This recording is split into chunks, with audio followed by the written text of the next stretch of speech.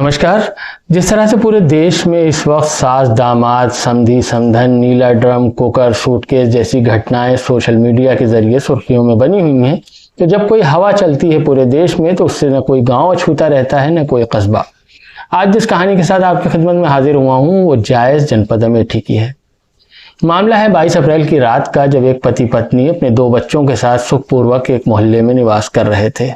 अचानक एक रात यानी 22 अप्रैल की रात पति को एहसास होता है कि कोई उसके कमरे में मौजूद है। जब तफ्तीश करता है, मालूम करना चाहता है, तो उसे अंदाज़ा होता है कि पड़ोसी एक व्यक्ति है जो उसके साथ कमरे में मौजूद है, उसकी पत्नी के साथ। उसने बाहर से कुंडी लगा ली, दरवाज़ा बंद कर लिया, ताला लगा लिया और पुलिस को सूचना दी। पुलिस मौके पर पहुंचती है और दोनों को यानी पति के अलावा पत्नी और उसके प्रेमी को थाने ले जाती है।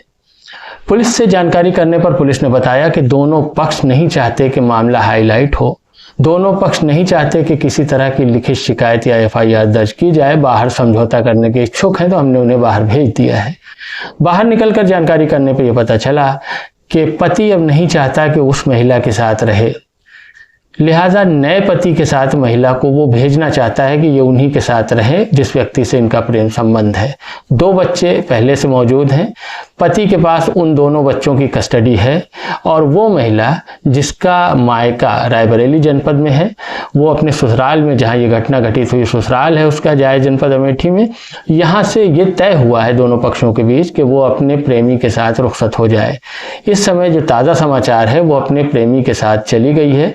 प्रेमी उससे उम्र में छोटा है और अविवाहित है। दोनों ही पक्ष मुस्लिम समुदाय के ओबीसी वर्ग से ताल्लुक़ रखते हैं और घटना सोशल मीडिया के अलावा यहाँ नगर में पूरी तरह चर्चा का विषय है। तो मैं ये कहना चाहता हूँ कि ये जिस तरह से ज़माना चल रहा है, दोनों बच्चे, इनको समाज किस तरह से स्वीकार करेगा, ताने किस तरह से वो झेलेंगे, ये सारी चीज़ें तो बाद में समझ में आएंगी, लेकिन अभी ये घटना घटित हो गई है। तो जो लोग सुखपूर्वक रह रहे थे, अचानक एक रात आई और पूरी ज़िंदगी की कहानी बदल गई।